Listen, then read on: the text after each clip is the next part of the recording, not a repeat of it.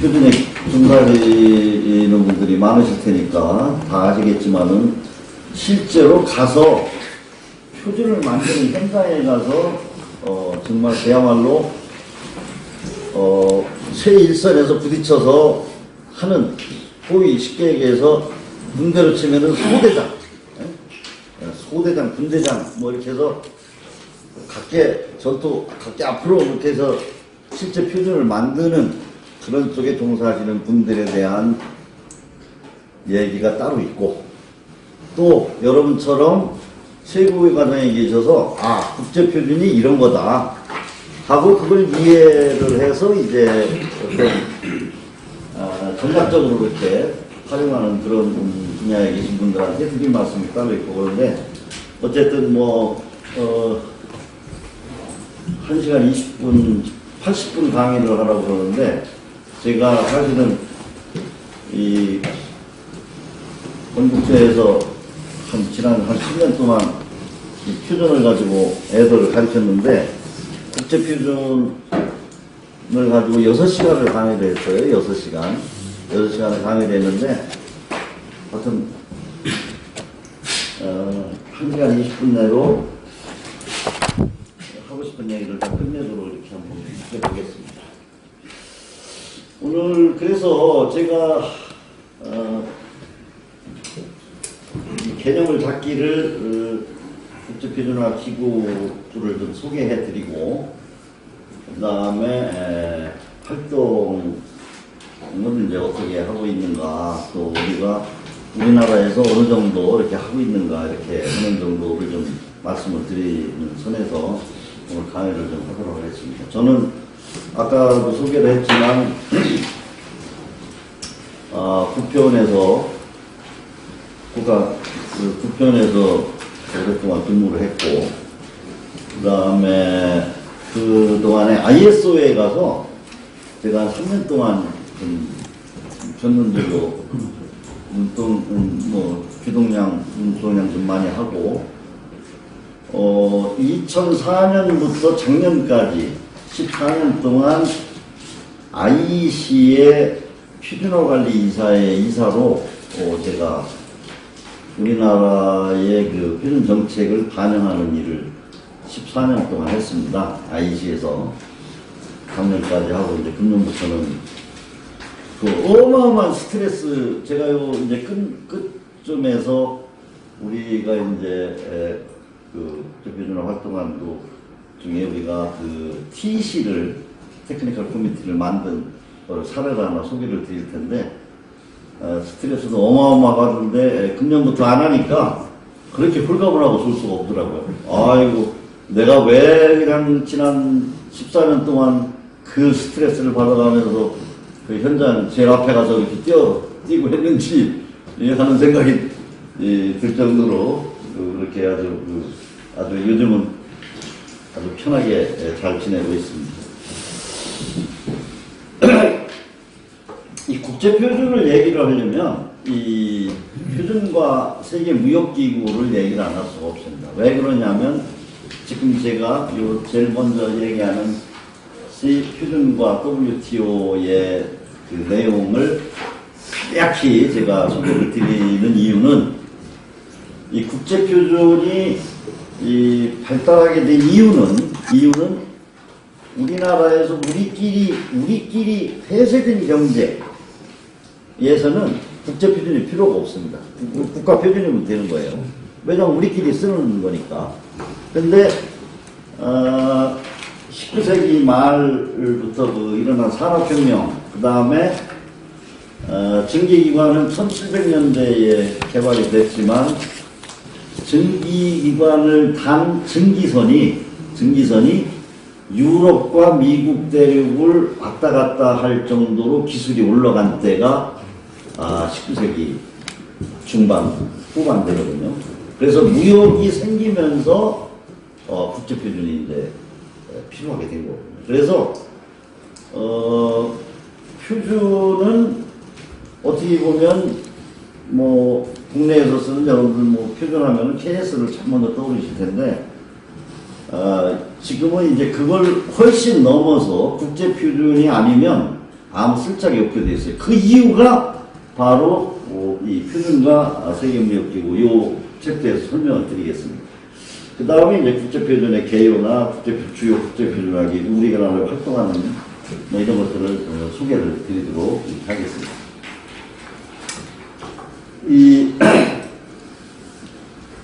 여러분들 우리나라에서 1년에 얼마쯤 수출하는지 알고 계십니까? 6천억 원. 예? 6천억 원. 네, 5천 몇백억, 한 6천억 가깝게 되죠. 그래서 우리가 몇 년 전부터 그 수출과 수입을 합해서 1조 달러를 넘는 나라를 1조 클럽이라고 합니다. 1조 클럽. 그래서 우리가 세계에서 7번째로 1조 클럽에 가입을 했어요. 우리가. 여러분들 우리나라가 이거 조그맣게 지도상에 붙어 있지만은, 이렇게 보면은, 우리가 얼마큼 수출을 많이 하느냐 하면, 남미, 브라질을 포함한 남미 대륙 그 넓은 땅에 있는 전 나라들이 수출한 것보다 우리나라가 수출하는 양이 훨씬 많습니다. 수출 총 규모가. 그래서, 아시다시피 우리 경제는 80%가 무역에 관련이 되어 있죠. 무역이 없으면, 수출이 없으면 우리 경제 80%가 날라가.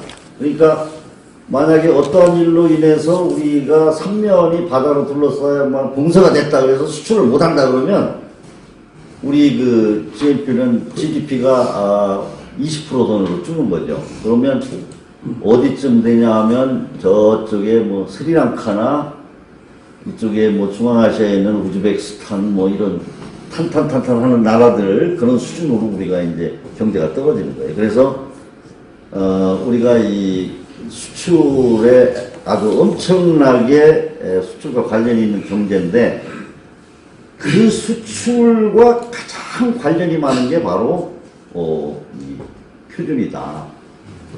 그래서 이 얘기를 처음에 안 드릴 수가 없어요. 그래서 그 중에서 가장 영향을 주는 게 무역상 기술장벽 TBT입니다. 테크니컬 베리어스 투 트레이드에서 무역상 기술장벽이 가장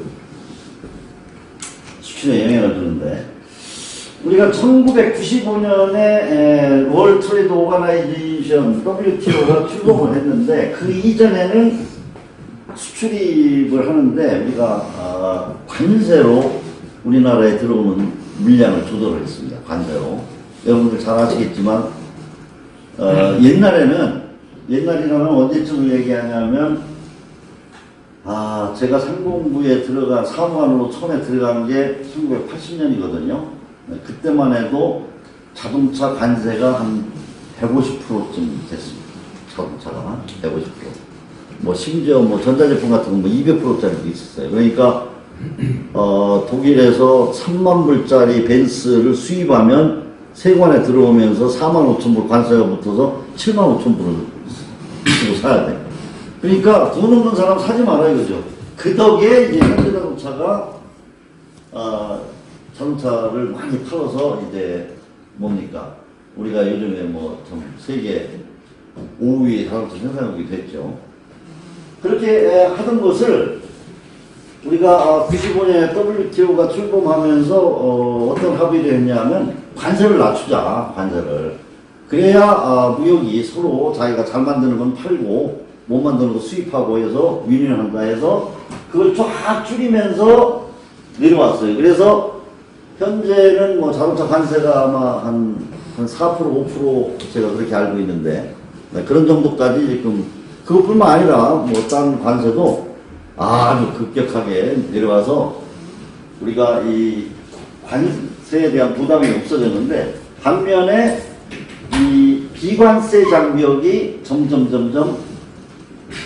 증가하기 시작했다. 그건 무슨 얘기냐면 아직도 수입하고 싶지 않은 그런 쪽에는 뭔가 하여튼 베어리어를 쳐야 되겠는데 그 베어리어를 칠 것이 뭐냐면 이게 바로 비관세 장벽이다. 테크니컬 베어리어, 기술적인 장벽을 친다 이거죠.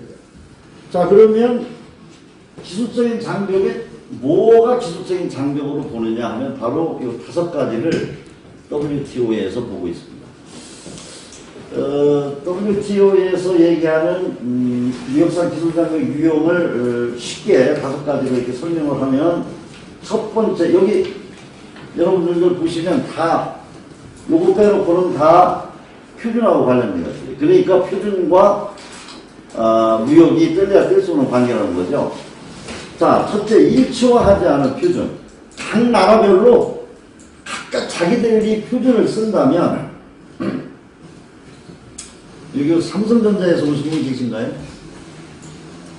삼성전자가 이 휴대폰을 전 세계 160개국에 수출한다고 해요. 대략 160개국. 근데 만약에 160개국의 나라에서 각각 다른 표준을 쓴다면 과연 삼성전자가 그렇게 수출할 수 있겠냐. 삼성전자의 그쪽 기술부에 표준 담당하고 있는 분들은 아마 머리에 쥐가 날 겁니다. 왜? 그 160개 가지를 전부 다 다르게 만들어야 될 테니까. 어딘가 다르게. 그래서 WTO에서 얘기하기를 제품에 관한 표준은 다 국제표준을 갖다 써라. 국제표준으로 써야 되겠다. 그런 얘기죠. 일치화하는 표준. 이게 제일 처음에 나오는 기술장벽의 유형입니다. 두 번째는 자국 제품과 수입 제품의 차별돼요. 그건 무슨 얘기냐면 국내에서 만든 제품하고 수입 제품하고의 어떤 차별을 둔다. 인증 분야에서 이제 특히 심하게 나타나는 거죠. 우리 여러분들 다 아시겠지만은 전기용품 안전관리법 같은 거에 의하면 국내에 팔고 있는 모든 전기 제품은 다 KC마크를 받아야 되죠. 안전 인증을 받아야 된단 말이에요. 가장 화재 사고가 많이 나는 게 가정에서 쓰는 전기 제품이니까. 근데 국내에서 생산한 제품에는 뭐 쉽게 이렇게 인증을 내주고, 수입 제품에 대해서는 아주 까다롭게 본다 이렇게 막 이러면 그거는 기술 장벽이다. 그래서 이런 거. 그 다음에 요게 또 아주 중요한 건데, 적합성 평가 절차의 중복. 이 적합성 평가라는 것은 뭐 여러분들 다 아시겠지만은 어떤 제품이나 공정이나 서비스가 표준과 일치하는지 여부를 따지는 거죠. 따져서 표준과 일치한다, 안 한다를 판결해 주는 게 바로 적합성 평가예요. 그래서 우리 제품에 뭐 전자제품 보면은 뭐 KC마크 뭐 이런 것들이 다 적합성 평가죠. 그래서 이 적합성 평가를 강제적으로 거치게 하는 경우도 있고, 뭐 임의로 거치게 하는 경우도 있고, 그건 이렇게 나눠지는데, 이 적합성 평가를 우리가 수출을 할 때 분명히 우리나라에서 그 나라 기준에 맞춰서, 국제표준에 또 맞춰서 적합성 평가를 했단 말이에요. 그래서 그럼에도 불구하고 수입할 때 상대국 세관에서 다시 자기들 나라 기준으로 인정을 해야 되겠다. 대한민국 산업을 못 믿겠다. 이렇게 되는 거죠. 그래서 그걸 다시 한단 말이에요. 그러면 이때 소요되는 것이 경비. 이 휴대폰 같은 경우에 유럽으로 수출할 때, 뭐, 적게는 뭐 한 3천만 원에서 뭐, 많게는 뭐 7, 8천만 원, 그 1억 원까지도 이 인증비가 소요된다고 해요. 그리고 기간은 뭐 빠르면 1개월, 늦으면 뭐 6개월, 뭐 이렇게 시간이 소요된다. 그러니까 돈과 시간이 소비가 됩니다. 그것보다 더 문제는 뭐냐면, 그 인증을 하는 과정에서 기술 유출이 된다는 거예요. 기술 유출. 기술 자료를 전부 다 요구하기 때문에, 그래서 이제 그런 것들이, 그러니까 이 적합성 평가가 중복되는 것이 아주 업체로서는 아주 큰 문제 중에 하나죠. 그래서 이런 것들이 이제 기술 장벽이 되는 거예요. 그 다음에 네 번째로 적용하는 기술 규정의 투명성 문제. 기술 규정을 그 나라에서 적용을 하는데 투명성이 없단 말이에요. 그건 무슨 얘기냐면 언제 무슨 이유로 바꿨는지를 바꾸게 되면 이 WTO에 통보를 하게 돼 있는데 그 통보 절차를 생략을 한달지, 그 다음에 60일간의 기간을 줘야 되는데 그 기간을 줄인달지, 뭐 이런 식으로 해서 상대방 국가들이 잘 알지 못하게 만드는 뭐 그런 것들이 WTO, TBT의 유형이 되고, 그 다음에 이제 마지막으로 관료주의적인 절차, 인증획득에 과다한 시간, 비용을 소요한달지, 지연한달지, 실제로, 뭐 그런 일이 있겠냐 하겠지만, 실제로 후진국에서는 지금도 서류를 제출하면 그리 깔고 앉습니다. 지금 엉덩이에 깔고 앉아서 책상서랍에다 이렇게 넣다가 한참 지난 다음에 어떻게 됐습니까? 하고 가면 그런 게 있었지 하고 이제 그때 가서 찾아서 이렇게 해주는 그런 게 실제로 있습니다. 그래서 이 5가지 유형이 무역상 기술단계예요. 이게 세계 경제를 해친다 이거죠. 그래서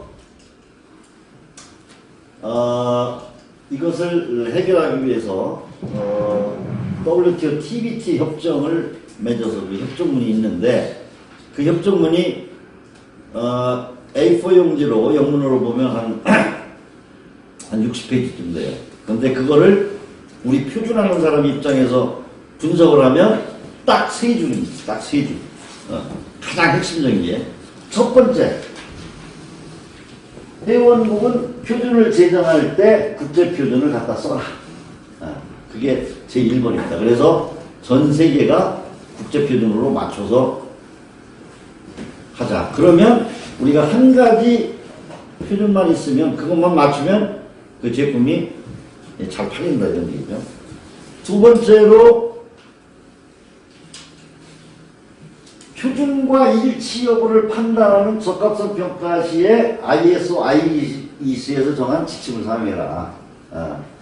이건 무슨 얘기냐면, 적합성 평가를 하는데 각각 여기 뭐 적합성 평가 기관에 계신 분들도 계시고 하겠지만 수준이 아주 차이가 많이 나죠. 잘하는 데는 어마어마하게 잘하는데 엉터리 같은 데는 너무 엉터리로 하고 이렇게 한단 말이에요.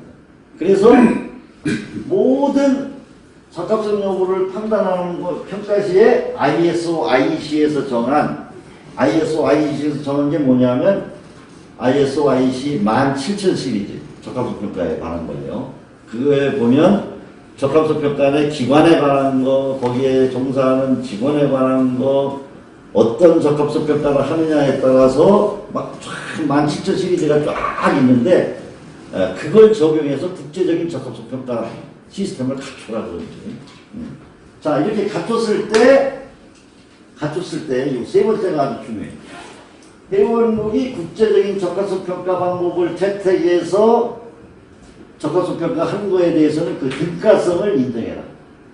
이 협정문 6-1에 나오는데, 그 등가성이라는 건 뭐냐면, 쉽게 얘기하면 우리나라에서 국제적으로 이걸 이용해서 적합성 평가를 했으면 그거를 미국이나 B나라에서도 인정을 해라. 그러니까 다시 2번 적합성 평가를 하지 마라. 중복을 하지 마라. 그런 얘기예요. 자, 이렇게 되면 전 세계가 원 스탠다드, 하나의 표준을 쓰고 원 테스트, 한 번의 시험을 거쳐서 accepted everywhere. 전 세계 어디서나 그 적합성 평가 결과를 받아들인다. 얼마나 좋은 얘기입니까? 우리처럼 우리 경제 80%를 무역에 의존하는 나라로서는 만약에 이게 그야말로 전 세계적으로 이루어진다면 우리는 그것을 스탠다토피아라고 부를 수 있는 거예요. 스탠다토피아. 스탠다드 플러스 유토피아. 표준으로서 아주 그냥 무역을 하는 데는 그야말로 뭐라고 할까, 더없이 좋은 그런 결과가 되는 거죠. 그러니까 우리나라 같은 경우는 이 WTO 규정을 앞장서서 깃발 들고 우리가 나가야 되는 그런 나라입니다. 전 세계에 1조 클럽에 7번째로 가입한 나라 아닙니까? 그러면 전 세계에 220개 나라가 전 세계에 있어요. 전 세계에. 대략 한 220 몇 개쯤 될 겁니다. 거기에서 앞에서 7번째면 우리가 리딩 그룹이죠, 리딩 그룹. 그러니까 우리가 이렇게 해서 끌고 나가야 될 정도로, 우리에게는 굉장히 중요한 그런 협정이에요. 그런데 실질적으로 국내에서 이렇게 보면 제가 국변에 있을 때고, 나와서 IEC 활동을 할 때고, 이렇게 보면, 아직도 우리 이 적합성 평가 쪽에 계신 분이든지 표준에 계신 분들이 어떤 마인드가 있냐 하면, 아직도 어떻게 해서든지 쉽게 얘기하면 이런 거, 등가성 인정 같은 거, 우리 거는 막 발행해서 내보내면서 OX 들어오는 건 잘 인정을 안 해주려고 하는 그런 역행하는 그런 사례가 사실 많이 있어요. 그래서 이거는 소탐대실이다. 우리야말로 중국은 그렇게 할 수 있을지 몰라도 우리야말로 그야말로 이거를 정말 잘 준수해서 WTO의 모범국가로 이렇게 가져야 되거든요. 이 WTO TBT 이거에 관한 회의가 제네바에 있는 WTO 사무국에서 1년에 3번씩 있습니다. 2월, 6월, 10월 1년에 3번 회의가 있는데 제가 한때 거기에 한국 대표로 제네바에 파견 나가 있을 때 한국 대표로 거기에 참석을 했거든요. 제가. 근데 거기 가면 이런 큰 회의실에 각국의 WTO TBT 담당자들이 쫙 모여서 회의를 하는 거예요. 모여서. 그러면 200개 나라지만 아프리카에 있는 나라, 중남미에 있는 나라, 여기 남태평양에 있는 나라, 그 다음에 이런 나라들은 별로 관심이, 자기들은 수출입이 없으니까 관심이 없어 안 와요. 그러니까 주요 이제 수출국들이 이제 많이 오는데, 어떤 나라에서는 자기 사안에 따라서 10명도 오고, 어떤 나라는 1명도 오고 해가지고 쫙 앉아가지고 이렇게 회의를 합니다. 하는데, 거기 가보면, 여러분들 WTO 세계무역기구에서 하는 회의니까 무역이나 이런 거 하는 사람들이 와서 회의할 줄 알죠. 거기에 오시는 분들의 한 80%가 표준하시는 분들, 표준.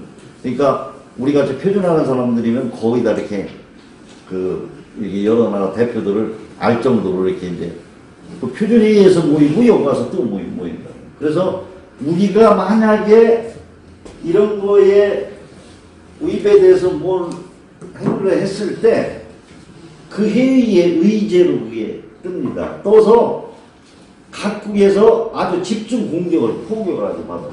집중 공격을. 그래, 이제 저 있을 때 가장 아주 유명한 사건이 민대구머리 사건이 있었어요. 민대구머리. 대구머리인데, 뉴질랜드 사람들이 가만히 보니까 자기들은 그 대구머리를 전부 다 잘라 버리는데, 대한민국에서는 그 대구탕이라고 그걸 끓여가지고, 시원하다고 그냥 잘 먹더라는 거지. 대사관에서 보니까. 야, 그러면 우리가 그걸 버리지 말고 수출을 하자, 대한민국으로. 그래, 이제 수출을 하겠다고 했어요. 그랬더니, 그때 이제 해양수산부에서, 야, 그건 우리 5천 어민들을 우회해야 되는데, 그 수입하면은 그 수입이 줄어드는데 안 된다. 그 왜 안 되냐? 그건 우리가 먹는 대구가 아니라 민대구다, 민대구. 그래서 민대구 머리이기 때문에 안 된다. 그랬더니 뉴질랜드에서 무슨 소리 하냐? 너희 나라 원양어선이 다 우리나라 근처에서 잡아가는데 너희 나라 사람들은 민대구 중에서 대구만 잡아가고 우리는 민대구만 잡냐? 그 회의장에서 일어난 얘기입니다, 그게. 그래서 한 2년을 시달려, 2년을. 그거 가지고. 할 때마다 집중 공격을 해요, 할 때마다. 그래서 나중에, 자, 너희하고 우리하고 양자협정으로 해결하자. 여기서 더 이상 얘기하지 말고. 창피하니까. 그래서 그걸 떼내서 이제 양자로 해서 아마 해결을 한다고 했는데, 행소연도 했는지 안 했는지 모르겠습니다. 어쨌든 그런 것들을 다 이제 그렇게 해결을 하는데, 자, 제가 지금 얘기하고자 하는 게 조금 옆으로 샜는데, 자, 이게 되면 이제 우리나라 같은 경우에 정말로 아주 참 좋은 참 유토피아가 열리는데, 문제는 여러분들 가만히 생각해 보세요. 아프리카에 있는 홍보에서 우리나라에 제품을 수출하면서 시험점수를 붙였는데 우리가 요거에 의해서 국제적인 적합성 평가 방법으로 시험을 한 거다. 그러니까 이거에 의해서 인정해달라 라고 우리한테 시험점수를 줬다면 여러분들 그 쉽게 이해 그걸 억셉트 하시겠습니까? 아, 야, 홍보에서도 이걸 준수해서 했으니까 우리가 이렇게 해줘야지. 이렇게 생각하실까요? 아니면 실눈을 뜨면서 너가 하면서 이렇게 쳐다보시겠어요? 선뜻 인정하기가 힘들죠. 누가? 문제는 이게 아주 이상적인 건데 문제는 누가 이렇게 했다는 것을 누가 인정해 주겠나 이게 누가? 그래서 만든 게 바로 국제적인 적합성 평가 책임입니다. 이 국제적인 적합성 평가 책임을 만들어서 자, 이걸 고안해내지 않으면 누구도 앞에서 얘기한 국제적인 적합성 평가를 했다고 내 자신이 아무리 얘기를 해봐야 인정을 못 해주는 거죠. 그래서 이러한 시스템을 고안해서 만들었어요. 이게 어떤 시스템이냐면 여기 보시면 여기에 있는 기관들이 여기 테스팅, 시험, 셀리브레이션, 규정, 인스펙션, 검사, 리퍼런스 모티리얼, 이거 표준물질이라는 거예요. 이런 것들을 적합성 평가를 해주는 기관입니다. 쉽게 얘기하면 우리나라로 치면 산업기술시험원, 무슨 여기 전기전자시험연구원, 화학시험연구원, 뭐 이런 연구원들이 국제적인 적합성 평가를 해주는데 그런 기관들이에요. 그런 기관들이 내가 WTO에서 얘기하는 국제적인 ISO IC 17025 시험기관은 1705죠. 1705를 적용해서 우리가 시험실도 잘 꾸며놓고 거기에 있는 모든 측정기기도 교정을 받고 있고 그 측정기기들은 20도 플러스 1도의 온도 차이로 관리를 하고 있고 거기에 모든 직원들도 1705를 이해하고 있고 불확도를 이해하고 있고 불확도를 찾아낼 수 있고 이런 교육을 받았고 등등 모든 여건을 갖춘 다음에 우리나라에 있는 코라스라는 인정기구 어크레디테이션 바디 인정기구에다 신청을 해요. 신청을 하면 이 인정기구에서 요건을 따져서 과연 이 사람들이 국제적인 적합성 평가를 하고 있구나 라고 생각했을 때 이 기관을 국제적인 적합성 평가기관에 인정하는 거예요. 네, 인정을. 자, 이런 기관들이 각 나라의 이 아시아 태평양 지역의 협의체에 지금 이게 뭐 23개국쯤 될 거예요. 23개국에 각각 그런 기관들이 있어요. 그러면 우리나라는 우리나라에 있는 적합성 평가 기관을 인정을 하고 미국, 중국, 뭐 말레이시아, 싱가포르 다 그런 것들 인정해 주죠. 근데 또 한편 생각하면 야, 저희 나라에 있는 기관을 인정해 준다는 것이 그게 또 좀 깨름직해요. 그죠? 콩고 같은 나라에서 콩고가 저희 나라 시험기관 뭐 먼저 풀풀나는 데서 막 시험하고 하는데도 우리나라니까 국제적인 적합성 평가 기관을 인정해 주지 뭐 하고 인정해 줄 수도 있다는 거지. 그래서 그걸 또 믿기가 힘들어. 그래서 이 에이플락이라는 상위 기구가 여기를 감독을 하는데 어떻게 하느냐 하면 여기에서 국제적인 평가사를 일일이 보냅니다. 4년에 한 번씩 보내서 여기서 과연 이 인정기구들을 제대로 인정해 줬나를 확인을 해요. 여러분들 남이 해놓은 것을 볼 때, 남이 해놓은 것이 잘 됐나 안 됐나를 볼 때 누가 제일 그걸 잘하느냐 하면 동업자가 제일 잘하요. 왜? 내가 그 짓을 하니까. 내가 그걸 하고 있는데 저 사람 그래서 여러분들 음식점에 가더라도 자영업자가 하는 조그만 음식점이라도 주방에 사람 안 들여보내잖아요. 왜? 동업자는 한눈에 딱 보면 아, 이 집이 노하우가 못하는 걸 눈치채거든. 그래서 여기 있는 동업자들을 불러다가 여기를 감정을 시키는 거예요.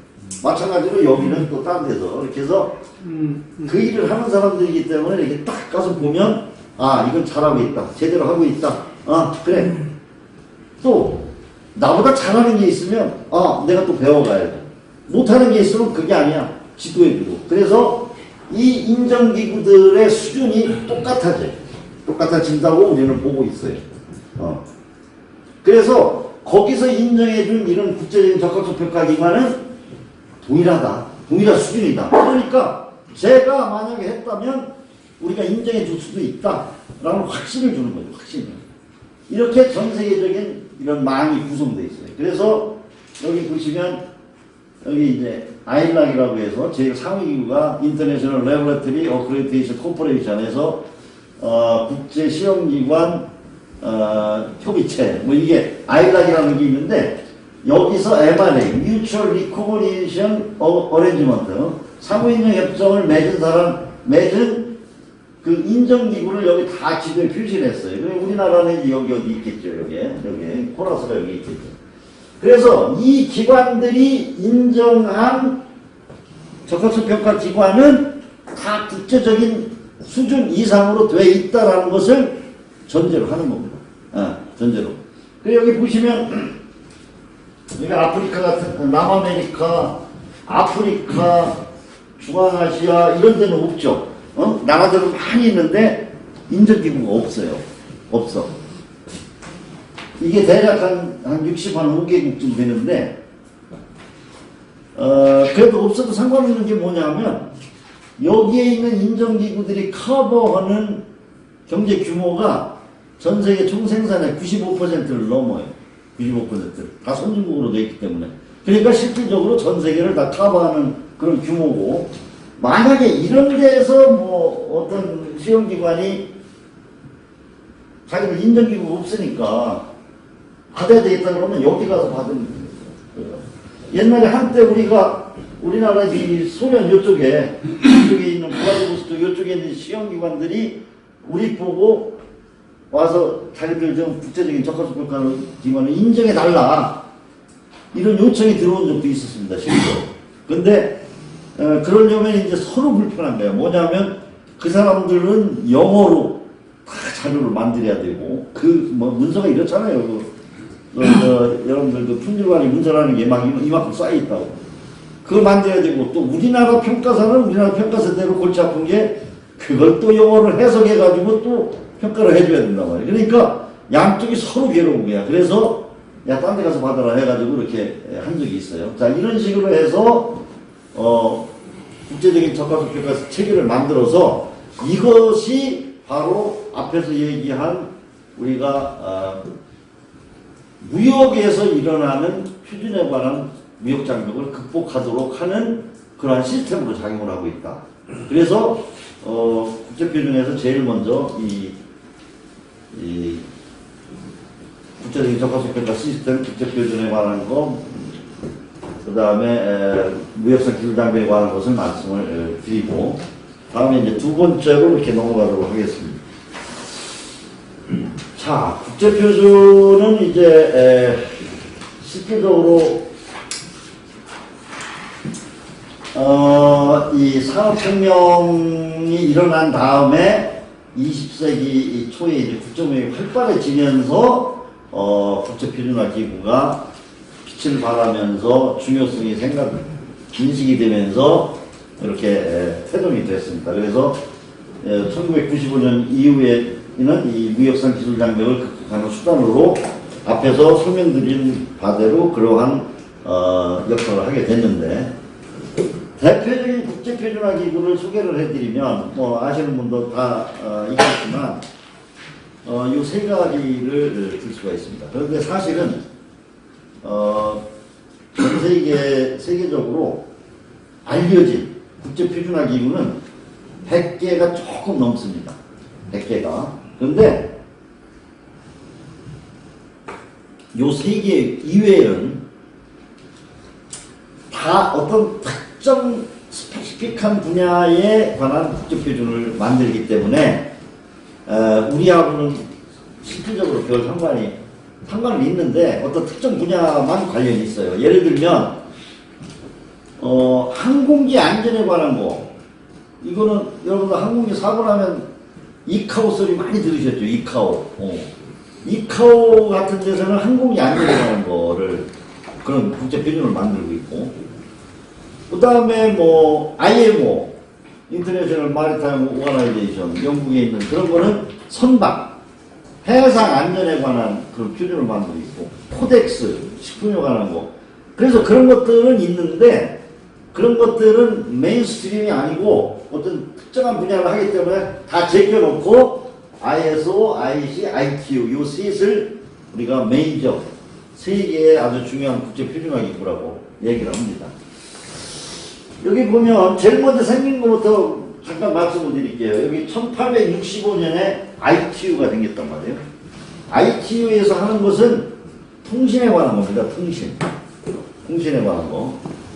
요 세 개가 다 제네바에 위치를 하고 있고, 사무소가 세 개가 나란히 이렇게 모여 있어요. 제네바에 가면. 근데 우리가 좀 이상하지 않습니까? 여기 보면 이 통신이 제일 최신의 그 첨단 산업 아니에요? 첨단 기술이고 통신이.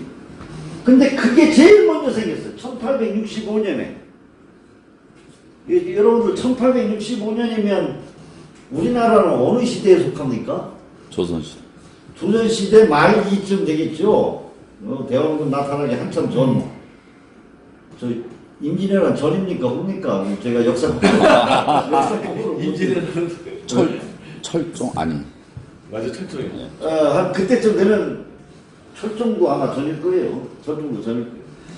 그 시대에 이미 전 세계 사람들이 모여서 ITU를 만드는 거예요. 이게 어쩐 일로 저게 저렇게 됐을까요? 혹시 여러분들 지키는 게 있습니까? 제일 첨단 기술이 왜 제일 먼저? 아니 이때 당시에 무슨 뭐 휴대폰이 있었나 뭐가 있었나 뭐 전화기 있었나 아무것도 없는 시대에 무선 모르스가 그때 나왔다. 네, 바로 그게 뭐냐면 이전에 이제 1800년대 초부터 이제 무역이 시작됐단 말이에요. 그런데 그 당시에는 이 배가 무역선이 뭐 자기 나라의 생산품을 다 싣고 이제 예를 들자면 유럽 이제 포르투갈을 한번 예를 들어봅시다. 그때는 그쪽이 제일 무역이 활발했으니까 포르투갈, 영국 무역선에다 뭘 잔뜩 싣고서 딱 항구를 떠나면요 어디로 가느냐? 인도 뭐 이런 데로 이제 가서 무역을 하러 가겠죠. 가면 그 선주는 가슴이 새카맣게 탑니다. 요새 김동연 경제부총리보다 속이 더 타. 왜 타는지 아세요? 이게 갔다가 다시 한국에 들어오기 전까지는 뭔 일이 일어나고 있는지를 모르는 거야. 이게 가다가 해적한테 잡혀서 딱 죽었는지 아니면 풍랑을 만나서 빠졌는지 그야말로 제대로 물건을 실었는지 무지하게 깝깝한 세월이었죠. 그래서 열척이 떠나면 뭐 한 3척, 4척만 돌아왔다는 거 아닙니까? 그러면 그러기 전까지는 선주가 가끔 무소식인 거예요. 그러던 찰나에 이 1950년대쯤에서 모르스가 모르스 부호를 만들고 모르스 그 통신이 이제 이 세상에 탄생이 된 거예요. 그랬더니 이게 기가 막힌 거 아닙니까? 이 선주가 이제 앉아서 자기 배가 지금 어디쯤 가고 있고 어떻게 된 상황을 알게 된 거예요. 자, 그것을 이제 이 배에다가 이용을 했는데 그러다 보니까 국제적으로 표준이 필요한 거예요. 무슨 표준이 필요하냐면 SOS. 배가 가다가 사고를 만나면 SOS를 찾을 거 아닙니까? SOS를. 그 SOS를 만들어야 되겠다. 등등 해서, 이게 제일 먼저 생겼습니다. 이게. 그런 이유로, 그런 연유로. 그때는 이제 SOS가 제일 그 모르스보 가지고 이제 국제 문자나 뭐 이런 특별 뭐 재난 문자나 뭐 이런 걸 만들었겠지만 요즘은 이제 저게 뭘 하느냐면 RTU에서 가장 중요한 업무 중에 하나가 통신위성의 주파수를 할당해요. 통신위성에. 지금 우리나라 상공에 보면 상공 근처에 보면 우리나라 통신위성도 있지만 일본의 위성도 있고 중국의 위성도 있단 말이에요. 그 위성의 주파수가 를 아무렇게나 막 줬다가는 간섭이 돼서 KBS 위성 방송을 틀었더니 뭐 중국 방송이 나오고 막 이렇게 된단 말이에요. 그래서 그 간섭을 피하게 그걸 이제 쪼개서 대한민국은 뭐 주파수 때 얼마, 일본은 얼마 이런. 근데 그 주파수 때는 저쪽 남미에 갖다 줘도 되죠. 간섭이 없으니까 이렇게. 그래서 그런 걸 하는데 그게 그렇게 주파수 할당하기가 그렇게 힘들잖아요. 그 고갈이 됐대요. 고갈이 하도 그 위성이 많아서. 이제 그런 주파수를 우리나라에서는 이제 이 통신 사업자들한테 주파수 할당하는데 뭐 몇 조씩 막 해가지고 입찰을 붙이잖아요. 그래서 팔잖아요. 그건 이제 국내용으로 이제 국내에서 지역별로 이렇게 우리나라, 일본 뭐 다 다른 나라도 이렇게 하겠지만 국제적인 그러한 주파수의 어떤 할당 이런 것을 이제 주로 하고 있고 저기 ITU의 그 우리나라 지금 이재섭이라고 국장으로 지금 가 있잖아요. 어제 문자가 왔더라고. 4년 연임을 또 했다고. 우리 4년 전에 부산에서 당선이 돼가지고 벌써 4년이 지나서 내년인가 해서 이제 또 4년 연임을 했다고 문자가 왔는데 내가 이 친구 만나서 무슨 얘기를 했냐면 제가 IC 그 SNG 멤버로 다닐 때 내가 자네 거기 있을 동안에 기가 막힌 미션을 하나 주겠다. 이것만 만약에 해결하면 자네는 정말 인류 역사상에 아주 이름이 어디 기록될 것이다. 뭘 제안을 했느냐 하면 요즘 IoT가 뜨잖아요. IoT. 그래서 4차 산업혁명하고 관련돼서 IoT하고 관련되는 어떤 특정 주파수대를 아예 지정을 해버려라. 그래서 전 세계가 공통으로 그 주파수를 써서 사물 인터넷을 완성할 수 있는 4차 산업혁명의 어떤 어디에 낄 수 있는 그런 주파수 그 아이디어를 제가 3년 전인가 줬어요. 3년 전에. 실질적으로 논의를 한다고 그랬는데 제가 요즘에 이제 거기를 안 가니까 내가 만나보지 못해서 얼마큼 지척이 됐나는 모르겠는데 실질적으로 이제 그거 이제 여기서 하고 있습니다. 자, 그 다음에 생긴 게 이제 1906년에 IEC가 생겨요. IEC. 이것도 이상하잖아요. 이게 재래기술이 있는 것이 제일 늦게 생기고 전기전자가 이게 저거보다는 첨단이 아니지만 이것도 꽤 첨단 아닙니까? 그죠? 근데 이게 또 1906년에 생겼어요. 1906년이면 어느 시절이냐 하면 우리나라가 1910년에 일본한테 밀켰죠. 1910년. 그 전이란 말이에요. 그 전에. 1906년이면 1905년에 미국 외무상 테프트하고 일본 외무상 가스라가 둘이 테프트 가스라 밀약을 맺은 게 1905년이에요. 그 밀약이 뭐냐면 미국은 필리핀을 지배하고 할 테니 하고 일본은 조선을 지배한다. 그 대신에 서로 간섭하지 말자. 하고 1910년 한일합방하기 전 밀약을 해서 한일합방으로 들어가는 겁니다. 이미 그 시대에 국제전기전자기술위원회가 생겼는데 기가 막히게도 이 창립총회가 런던에서 열렸거든요. 런던. 근데 기가 막히게도 일본이 이 창립 멤버로 참석을 했어요. 일본이. 그 얼마나 기가 막힌 얘기입니까? 그죠? 그래서 지금도 IEC에서 물론 일본이 전기전자 강국이지만 지금도 IEC에서 일본이 대주주 노릇을 하는 이유 중에 하나가 이 창립 멤버라니까. 그때 비행기도 없을 때예요. 어떻게 갔어? 일본에서 배 타고 몇 개월 걸려가지고 이쪽 말라카 해역을 지나가지고 저쪽 희망봉을 돌아서 영국까지 간 거예요. 영국까지. 그래서 제가 이게 굉장히 궁금하더라고. 어떻게 그 시대에 통신도 발달하지 않은 시대에 어떻게 너가 그걸 알고 여기에 창립총회에 갔느냐. 제가 저거를 추적을 근 10년 동안 했어. 10년. 아주 궁금하더라고. 그래서 일본 사람들을 만날 때마다 내가 혹시 네가 그거 아냐? 그 스토리를 아냐? 아냐? 하는데 전부 다 모른다는 거예요. 근데 2003년인가 인디아에서 IEC 총회가 열린 해가 있었어요. 2003년인가 4년인가 3년인가 2년인가. 근데 거기에 참석해서 일본 팀, 일본하고 중국하고 우리하고 세 나라 대표들이 모여서 밥을 먹자 그래가지고 밥을 먹는데 제가 그 얘기를 또 했어. 야, IEC 창립이 1906년인데 일본이 거기 창립 멤버로 갔단 말이야.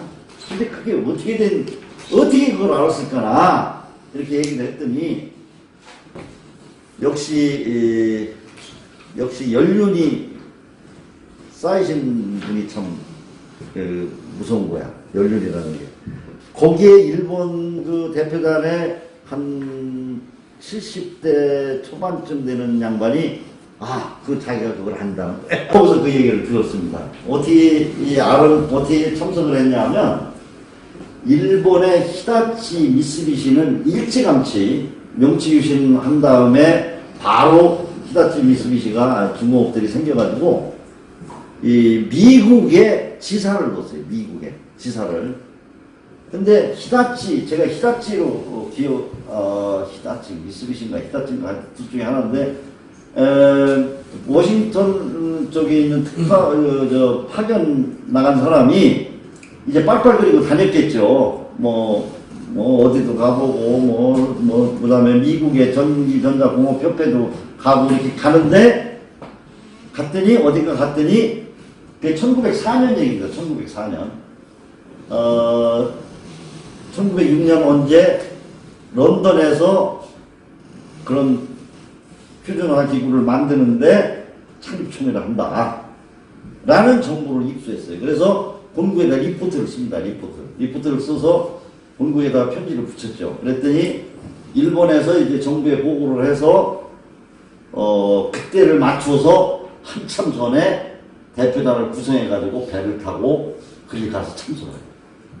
그런 스토리가 있더라고요. 그래서 참말로 대단한 사람들이구나 이런 생각을 했죠. 그래서 하여튼 이 IEC가 있고 그 다음에 이제 ISO가 요 두 개 통신 전기전자를 뺀 나머지는 다 이 ISO가 담당하죠. 이 1947년인데 사실은 이 이전에 1920 몇 년 그때 이 비슷한 기구가 있었는데 1차 세계대전, 2차 세계대전을 겪으면서 모이지 못하고 와해돼 있다가 2차 세계대전이 끝나고 나서 47년에 이제 ISO를 만들었어요. 그래서 이 세 개의 주요 표준화 기구들이 이 활동을 하고 있는데 여기 보면 그 이전에도 중요한 역할을 했지만 1995년에 WTO가 되면서 아까 얘기한 TBT에 보니까 표준 이렇게 돼 있단 말이에요. 국제표준. 그래서 그 이후에 이 세 나라의 중요성이 점점 부각이 되고, 이 세 기구의 중요성이 부각이 돼서 현재 그 상당한 그 국제적인 위상을 갖고 있어요. 그거를 우리가 보면 여기에 보면 이 국제표준화기구를 보면 거기에서 표준을 만드는 테크니컬 코미티라는 소조직들이 쫙 만들어져 있어요. 그 테크니컬 코미티를 이제 운영하는 나라가 간사국이라고 하거든요. 간사국. 뒤에 가서 또 잠깐 얘기가 나오겠지만 그 간사국을 어느 나라가 많이 가지고 있느냐를 보면 알 수가 있어요. 1995년 이전에는 미국이 국제표준화기구에 관심이 별로 없었어. 왜 없었느냐 하면 여러분들 아시다시피 미국의 아스메, ASTM, API 이런 미국의 단체 표준들이 국제적으로 많이 쓰이잖아요. 지금도 우리나라의 ASTM 같은 거는 건설 기계 이런 쪽에 그게 지금 많이 쓰이고 있단 말이에요. 그러니까 미국에서는 어떻게 생각했냐면 야 우리가 국제표준화기구에 굳이 가서 할 필요가 없어. 왜? 우리나라 단체 표준이 전 세계가 쓰는 국제적으로 쓰는 표준인데 우리가 왜 국제표준화기구에서 또 별도의 표준을 만들어 해서 관심이 별로 없었습니다. 그래서 통계를 보면 그 이전까지 요 세 조직에 기여하는 미국의 기여도가 아주 낮았어요. 굉장히 낮았어요. 근데 95년에 딱 이렇게 되면서 국제표준이란 말이에요. 국제표준. 국제표준의 정의가 뭐예요? 국제적으로 쓰는 게 국제표준이라는 건 미국의 정의예요. 국제적으로 쓰면 국제표준이다. 누가 만들었던. 근데 여기서 얘기하는 국제표준의 정의는 그게 아니라 국제적으로 인정된 표준화기구에서 만든 표준이 국제표준이라고 되어 있거든. 그러니까 미국의 표준이 아무리 전 세계에 많이 쓰인들 그게 국제표준이 아니라는 거죠.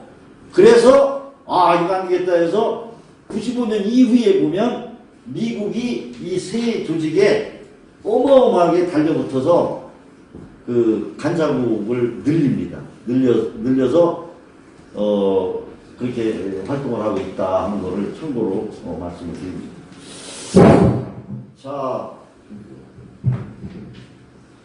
자, 이거는 읽어보시면 아시겠으니까 넘어가고.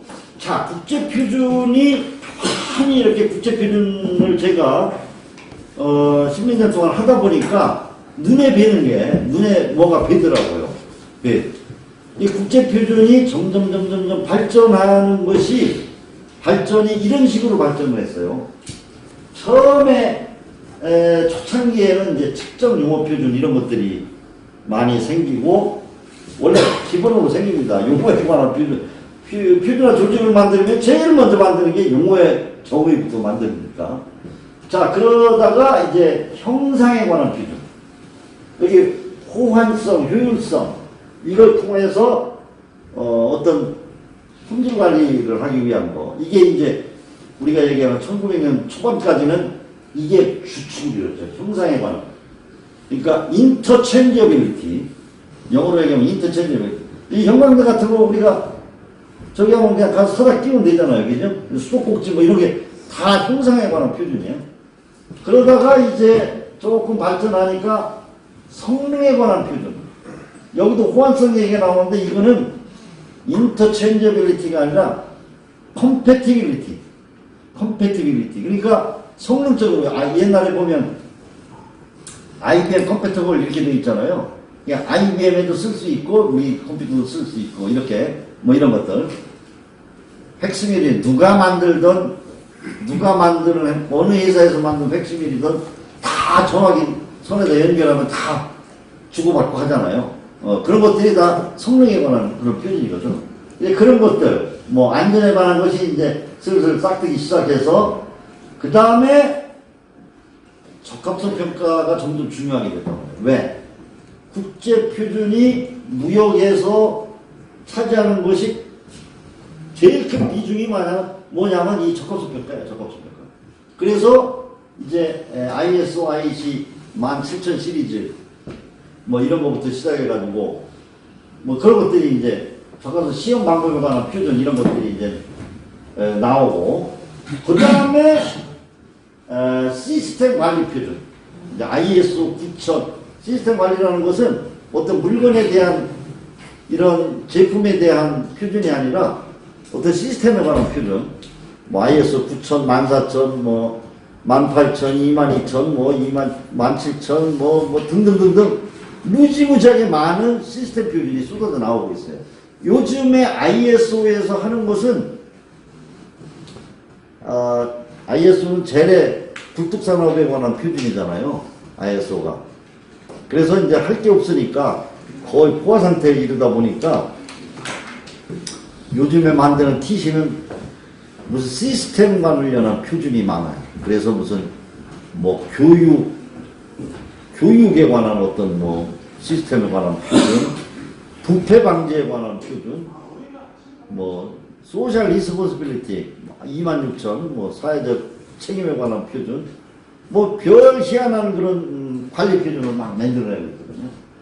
자, 그것이 되면서 요즘에는 이제 최근에는 이제 서비스 표준, 삶의 질 향상을 위한 왜냐하면 말하면 종 부리고 싶은 거거든요. 앉으면 눕고 싶고 쓰면 앉고 싶고 그런 거예요. 사람이 점점 삶의 경제 수준이 높아지니까 삶의 질에 관해서 우리가 언제 뭐 옛날에는 집 앞에서 뭐 저 어릴 때만 하더라도 뭐 쓰레기 갖다 버렸습니까? 다 나오면 뭐 집 앞에서 다 태우고 연기 풀풀 나도 누구 하나 얘기 안 하는데 요즘은 환경 때문에 난리 아니에요. 그래서 그런 것들이 환경, 안전, 보건, 뭐 서비스 등등 이런 표준으로 이렇게 진화를 쭉 하고 있습니다. 자, 이제 시간이 뭐 많이 흘러가서 요거는 여러분 읽어보신 분들이고 알으시겠고, 이 표준도 종류가 여러 무지하게 많아요. 내가 처음에 표준에 관한 큰 그림부터 설명을 드려야 되는데 여러분들이 표준에 대한 기초지식이 있을 것 같아서 그냥 넘어가는데, 이 법정 계량을 다루는 국제기구, 측정 표준을 다루는 국제기구, 그 다음에 ISO, IEC 같은 성능 표준을 다루는 국제기구, 시험기관 인정에 관한 국제기구, 이런 것들이 다 각각 존재를 한다 하는 것을 말씀을 드리고, 자, 이게 이제 국제표준화기구에 대한 소개인데, 이 ISO보다는 제가 IEC 쪽을 가지고 설명을 좀 많이 드릴게요. 왜냐하면 ISO나 IEC나 뭐 핵심 역할 조직은 다 똑같습니다. 그런데 여기서 보면 ISO, IEC의 운영 절차는 이 다이렉티브라는 게 있어요. ISO, IEC 다이렉티브 파트 1, 2가 있는데, 이게 ISO, IEC 국제표준화기구의 헌법과 마찬가지예요. 헌법. 파트 1은 기술작업에 대한 절차, 파트 2는 국제표준의 구조 및 초안 작성에 관한 규칙, 이렇게 나눠져 있는데, 여러분들이 이제 최고 고위 과정이기 때문에 실질적으로 국제표준에 종사하실 건 아니기 때문에 그냥 이렇게 간단히 소개를 드리지만, 실질적으로 여러분들이 만약에 국제표준화 기구에 가서 실질적으로 표준을 만드는데 투입될 그야말로 전투력이다 이렇게 되면은 이거를 공부를 하셔야 돼요. 이거를 이거하고 이거에 대해서 확실하게 공부를 하셔야 전투요원이 되는 거예요. 전투요원이. 보병 훈련소에서 기초훈련 받듯이 이게 돼줘야 되는 거고. 자, 이 표준 제정 단계가 이 0단계부터 6단계까지 이렇게 해서 쭉 표준을 만드는데, 이 기간이 과거에는 5년 걸렸습니다. 5년. 5년 걸리다 보니까 이거 표준 하나 만들려면은 이미 그냥 막 기술이 요즘 기술 변화가 얼마나 빠릅니까, 그죠?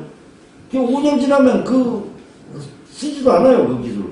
그래서 줄이고 해서 줄여놓은 게 지금 3년. 실질적으로 33개월까지 지금 단축이 되어 있어요. 여기서부터 여기까지가 33개월.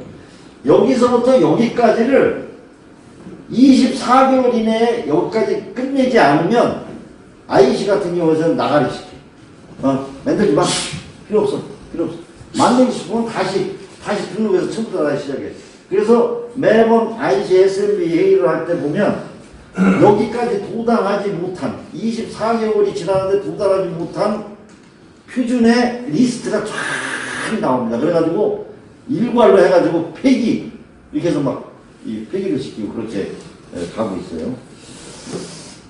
자, 이제 IEC 쪽을 여기 조직을 보면 뭐 여러 가지 조직이 있는데 제일 가장 우리한테, 우리나라가 이제 전기 전자 분야의 세계 4대 강국입니다. 네 번째로 우리가 생산량이 많고 수출량이 많은 그런 4대 강국이거든요.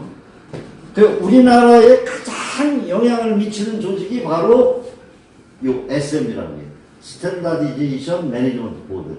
여기서 운영하는 테크니컬 코미티에서 테크니컬 코미티 각 분야별로 어떤 기술을 다루는 테크니컬 코미티가 있는데 이 테크니컬 코미티에서 실질적인 작업이 이루어지거든요. 그래서 이거를 관리 감독하는 것이 바로 이 SM이고 그래서 우리한테는 가장 영향을 많이 미치고 여기 마켓 스트래티지 보드 MSB라는 게 만들어진 지가 몇 년 되는데 한 5년쯤 될 거예요. 저건 뭐냐 하면 시장에 새로운 기술이 막 생긴단 말이에요. 예를 들면 우리나라 같으면 삼성전자, LG전자 뭐 이런 데서 막 기술이 막 생겨나고 그 다음에 대학에서 뭐 각종 프로젝트 해가지고 막 기술이 생기고 연구소, 국제연구소 뭐 이런 데서 막 생긴단 말이에요. 생기는데 이 사람들이 그 생긴 것을 논문 쓰고 그 다음에 뭐 어디다가 특허를 내고 하는 것까지는 자기들이 해요. 근데 표준으로 가져가진 않아. 왜 그러냐면 기업 같은 경우는 표준으로 가져가면 이게 한 3년 걸리는 데다가 이미 표준은 기술의 공개거든요. 기술의 공개가 돼, 자기 기술이. 그래서 꺼리고 대학이나 연구소는 논문 한 편을 쓰면 대학 교수가 논문 접수가 누적이 돼서 자기한테 플러스가 되는데 표준은 3년 걸려서 3년 동안 표준에서 만들어 보아야 아무런 자기 어떤 그 경력 관리에 도움이 안 돼. 그래서 우리가 국회의원에서 옛날부터 2000년 초부터 이 대학에 계신 분들의 그거를 기술을 국제표준으로 우리가 막 만들어가지고 우리나라가 활용을 하려면 국제표준으로 만드는 그런 대학 교수님들한테 논문 쓴 거 한 두세 편 쓴 만큼 어떤 가점을 주도록 교육부하고 그렇게 컨택을 하는데 그게 아직도 그냥 20년이 다 돼가는데도 우리가 얼마나 경직된 사회에 살고 있는지 이 표준으로 해보니까 정말로 우리가 굉장히 경직된 사회다. 그래서 그런 기술들이 뭐가 현재 생기고 있는지를 알아내는 연구하는 조직이 바로 이 조직이에요. 이렇게 돼 있다는 것을 시간이 없어서 그냥 그 정도까지 말씀을 드리고 2010년 이후에 생긴 IEC의 테크니컬 커뮤니티를 제가 여기다 한번 나열해 봤어요. 2010년 이후에. 여기 보면 나노 테크놀로지, 마인 에너지, HVDC라는 하이 볼테이지 DC. 그러니까 교류인데 고압이죠. 그게 훨씬 그 효율이 높답니다.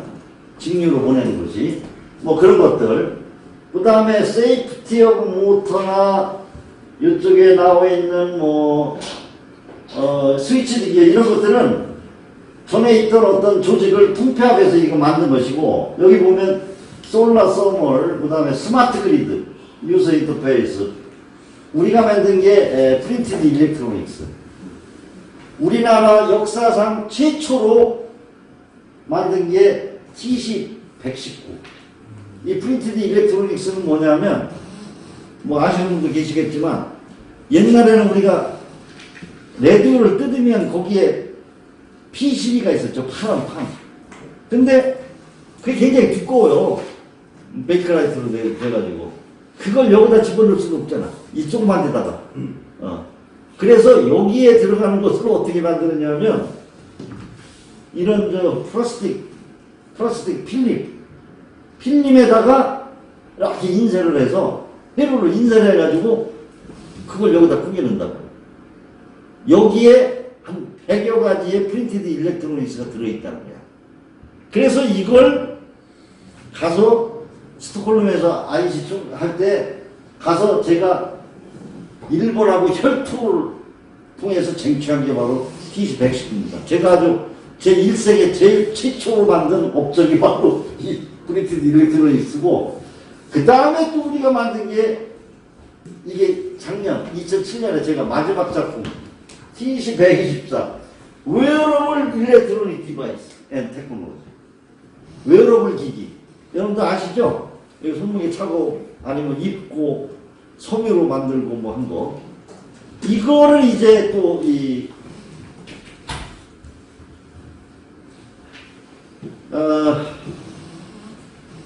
이걸 만들든 우리가 그걸 이렇게 만들려고 할 때 제일 반대하는 나라가 어딘지 아세요? 제일 반대하는 나라 일본이에요. 일본은 아주 쌍심을 돋고 반대를 합니다. 목숨 걸고. 그래서 뭐 일본 애들하고 참 친하게 지내야 되는데, 제가 아주 일본 SMB는 제가 14년 했다고 했잖아요. 그동안에 일본의 SMB 멤버가 정 멤버는 6년씩 하거든요. 3년 해서 2텀에서 일본 애를 하나, 둘, 셋, 4명을 겪었어요. 4명을. 되더라고 아주 코피 터지게 그냥 죽이러 살려고 하면서 싸우려고 제가. 근데 이걸 만들고 나서 이제 우리가 간사국은 우리가 차지를 하는데 의장이 필요하잖아요. 체어. 근데 일본의 SMB 멤버 나랑 코피 터지게 6년 동안 싸운 그놈아가 이 TC 운영하는데 기술자예요. 기술자. ICTC 중에 제일 큰 TC가 ICTC 100이에요. 100. 100이 뭐냐면 오디오, 비디오 뭐 이런 것들. 그 간사를 수년간 맡은 그 친구가 SMB 멤버가 돼가지고 나랑 6년 동안 코피 터지게 싸웠어. 그러고서 이걸 내가 딱 만들고서 일로 와. 내가 너 SMB 끝나니까 이거 최여를 내가 너한테 줄 텐데, 네가 일본이 너희들이 만약에 편파적으로 운영하면 3년 있다 잘라버릴 거야.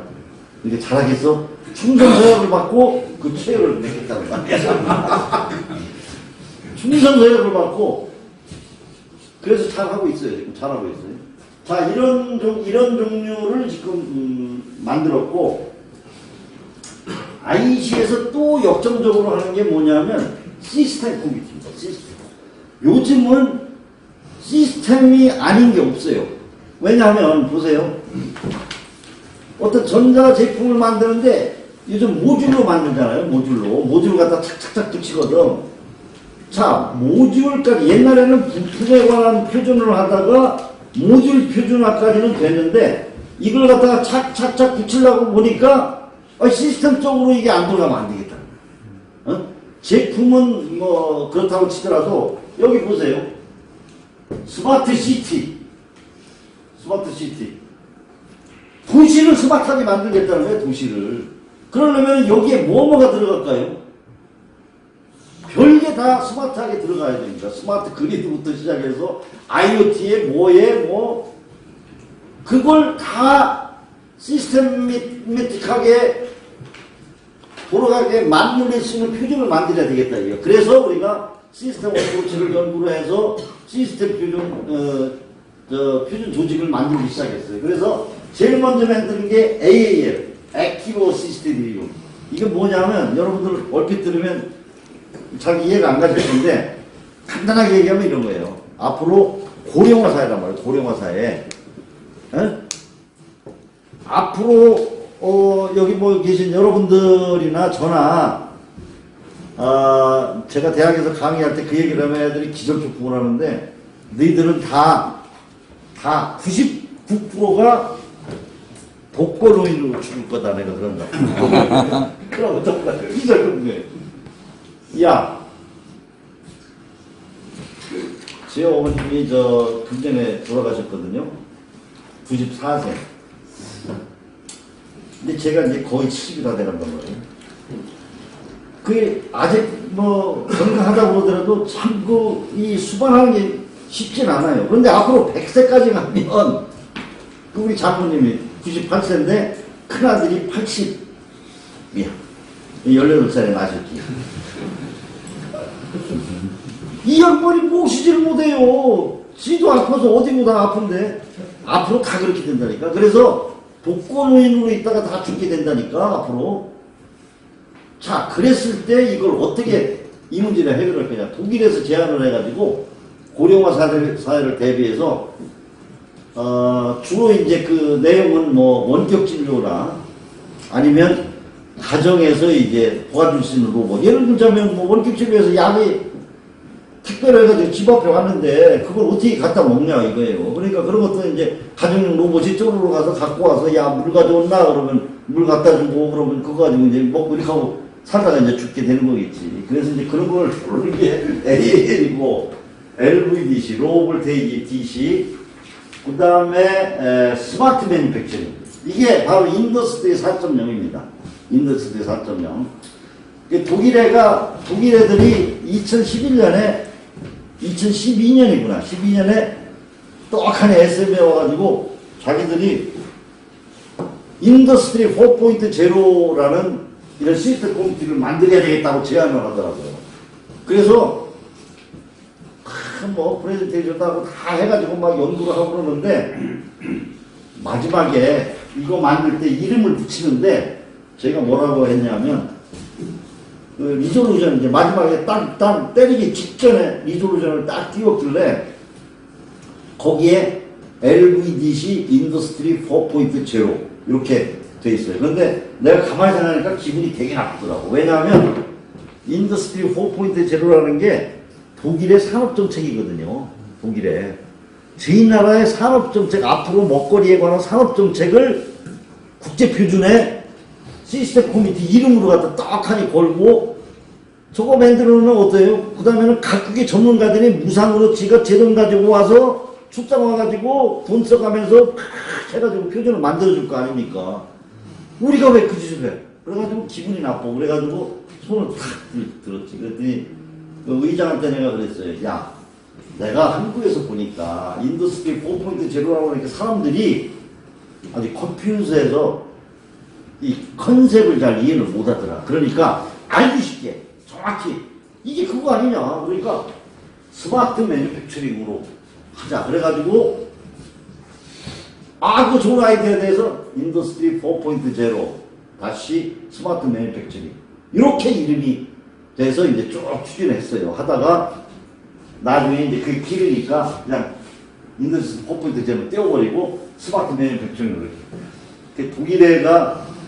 독일 SMB가 굉장히 친하게 지내는데 지금 그 양반이 닥터 티스라고 그 유럽의 세넬에게 장으로 지금 가신 양반이 있어. 오랫동안 같이 활동을 하면서 굉장히 친하게 지내는데 이 양반이 나중에 회의 끝나고 나더니 섭섭하다고 그러더라고. 섭섭하다고. 야, 지금 우리가 좀 인더스트리 4.0라고 폼나게 말이야. 좀 이름 붙이라 했더니 거기다가 스마트 매니팩처링이라고 붙였냐 말이야. 그래가지고 근데 어쨌든 독일의 그거를 우리가 그렇게 쓰게 할 수는 없다. 쉽게 얘기하면 ISO에는 그런 게 있어요. Chinese Medicine이라는 TC가 있다고. 중국 한의학, 중국 의학. 그래서 거기에 나라 이름이 들어가거나 저희들의 의도가 들어가는, 요즘 여러분들 신문에 보신 분 아시겠지만 중국이 지금 미국한테 코피 터지잖아요. 그게 여러 가지가 이유가 있는데 뭐 과기술 훔쳐갔다 뭐 무역 흑자다 이런 것도 있지만 괘씸한 게 하나 걸린 게 뭐냐면 중국이 2035년까지 국제 표준을 중국 걸로 다 만들어서 전 세계가 중국 표준을 쓰게 만들겠다는 게 중국 애들의 야심입니다. 야심.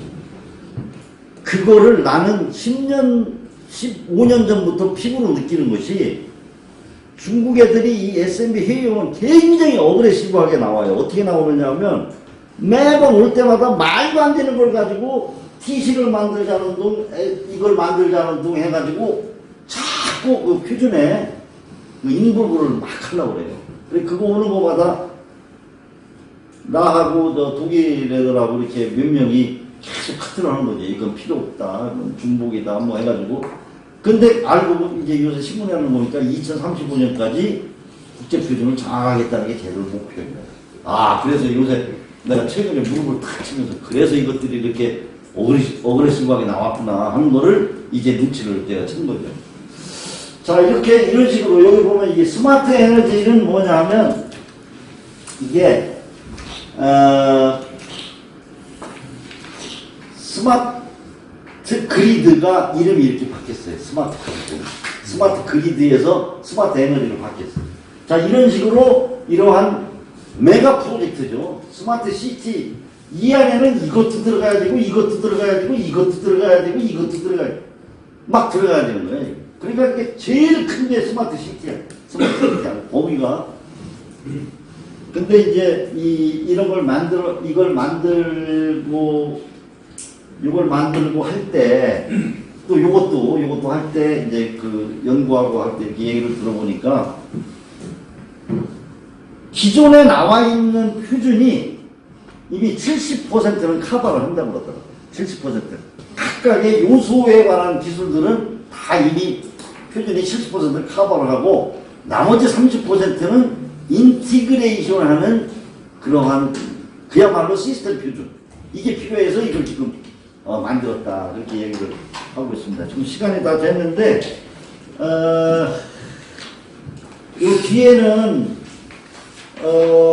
우리나라가 지금 얼만큼 열심히 참여하고 있느냐 하는 것들을 이렇게 했으니까 여러분들이 보시고요. 내가 딱 요거 한 가지만 얘기할까요? 국제표준화기구에서 우리가 실제로 활동하는데 가장 중요한 게 의장, 간사, 워킹그룹 등이라고 표시된 컨비너. 이 사람들의 역할이 제일 중요합니다. 실질적으로 리더고 그 사람들의 의도가 많이 들어가요. 98년도에 우리가 간사 1명, 워킹그룹 컨비너 1명, 2명이었어요. 제가 2000년에 기술표준원의 총괄 정책과장으로 갑니다. 제가 2000년에 가서 아니 보니까 WTO의 추세나 뭐 이런 걸 그렇게 보니까 앞으로는 KS를 만들 필요가 없어. 왜? 다 국제표준을 갖다 쓰라고 그러잖아요. 그래서 몇 가지를 고쳤어요. 어떻게 고쳤느냐 하면은 2000년부터 2005년까지 우리나라에 있는 KS와 ISO, IEC의 표준이 있는 것은 공통적으로 있는 거는 다 KS를 없애고 ISO, IEC를 그대로 들어갑니다. 그래서 지금 우리가 99% 일처화를 시켰습니다. 아까 얘기한 WTO, TBT의 제1항 국제표준을 써라 99% 완료. 가만히 보니까 아니 도대체가 국제표준화기구에 가서 하는 사람이 없어.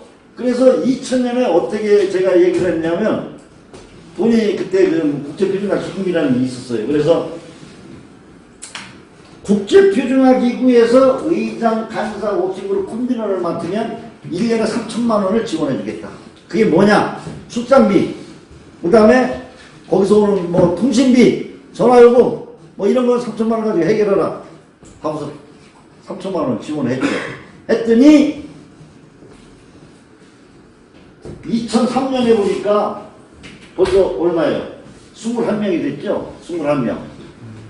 2003년 되니까 돈이 부족해서 못 주겠더라고. 21명 3천만 원씩 주려면 얼마가 필요합니까? 6억 3천이에요. 6억 3천. 근데 그 기금이라는 게 5억 분이 안 되거든. 그때 당시에. 그래서 그 3천만 원 지원은 여기서 끝납니다. 2003년. 끝나고 대신 그 돈으로 출장비를 지원해 주겠다. 그래서 막 했더니 자 2017년 작년 말 통계입니다. 196명. 우리나라 사람이 196명. 그러면 전 세계적으로 그럼 이게 다 몇 명이냐? 궁금하시죠? 몇 명 중에 196명이냐?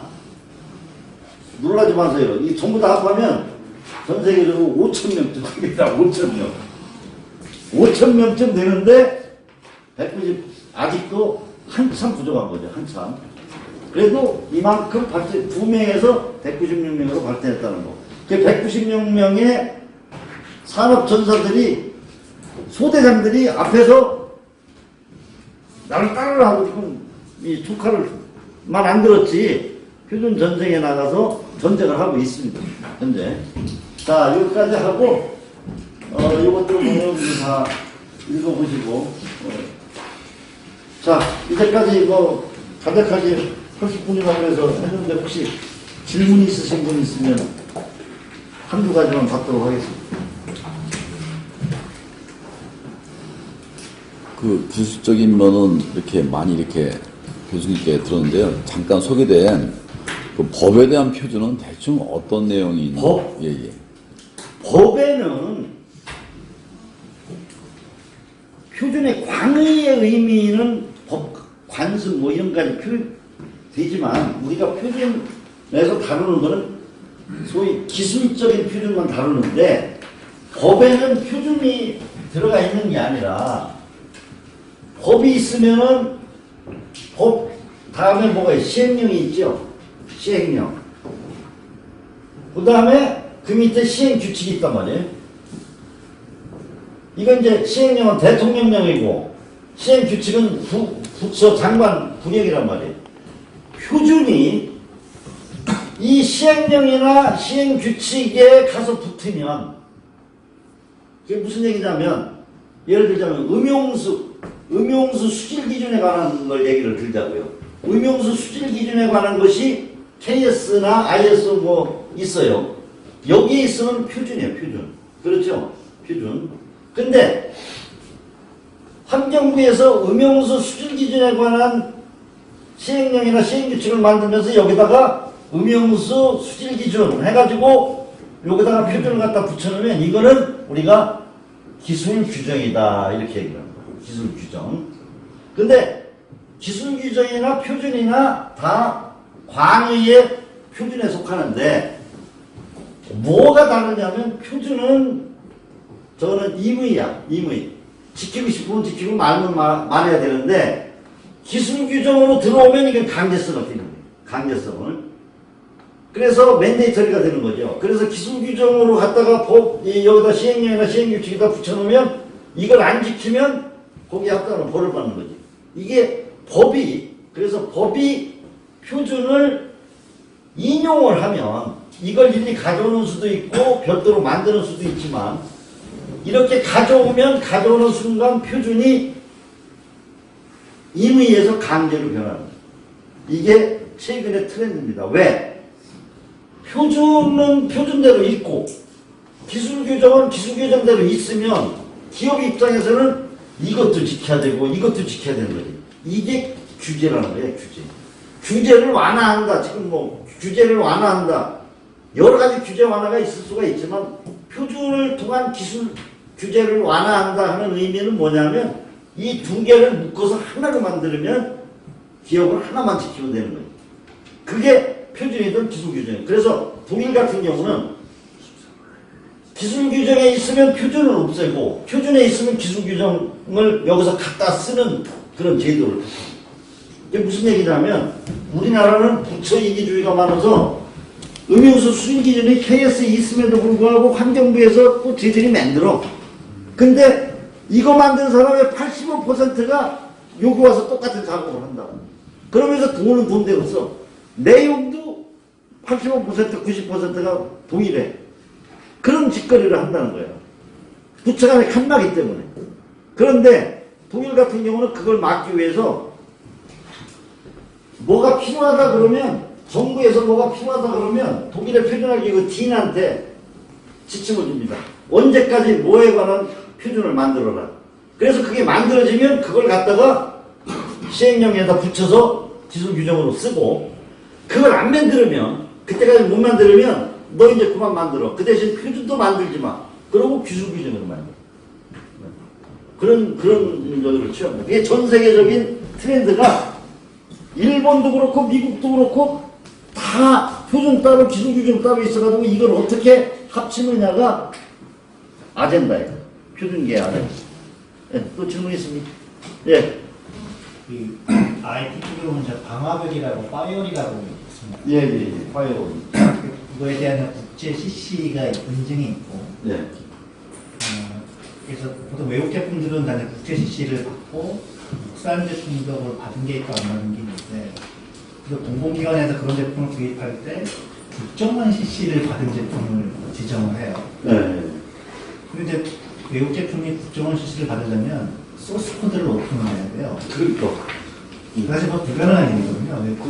그런데 그게 이제 아까 얘기한 예. 기술 위장 그런 것들은 불공정한 거 아닌가요?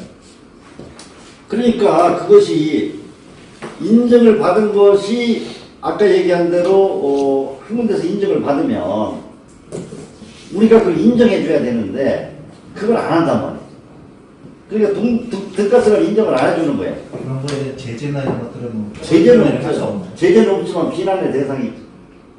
그러니까 비난의 대상이고 아직도 저기는 후진이구만 이런 이제 비난의 대상이 되고 그런 것들이 차곡차곡 쌓이면 결국 우리나라의 국격에 이제 흠이 가는 거죠. 그래서 WTO에 제소는 안 되나요? 제소를 하는데요. WTO에 제소를 해도 그렇게 큰 효과가 없어요. 왜 그러냐면 양자 협력인 경우에는 A 국가와 B 국가가 협력을 맺었을 때 한쪽에서 위반하면 그걸 뻐그러뜨리잖아요. 더 이상 효과 없이 그냥 끝내자 이렇게 돼버린단 말이에요. 근데 다자 협력의 가장 큰 맹점이 법을 안 지키는 중국 같은 경우에 WTO 멤버임에도 불구하고 별짓을 다 하거든. 우리 저기 뭐 롯데한테 한 거 뭐 이런 것들 보세요. 얼마나 불공정하게 많이 했냐고. 그래도 그걸 어떻게 제소를 해도 거기서 시정해라 그래도 안 하면 그만이에요. 그거 어떻게 할 방법이 없어요. 그렇다고 그 멤버에서 그래서 다자 협력의 맹점이 유엔이 맹못 쓰는 게 그거 아닙니까? 유엔이 미국만도 못한 것이 뭐예요? 미국은 세컨드리 보이콘데 걸어 그러면 걸잖아요. 유엔은 그런 짓을 못하고. 그게 다자협력의 맹점인 거예요. 그걸 교묘하게 이용하는 게 중국이에요. 제일 많이 이용하는. 그래서 이 표준을 많이 하면 그런 것들이 이제 눈에 뵈고 그런데 어떻게 할 방법이 없습니다. 그거는 뭐 계속 이제 점점 발전하는 거죠. 또 질문 있습니까? 예, 아이고. 고생 많으셨습니다. 예, 자, 이걸로 제가 오늘 마치겠습니다.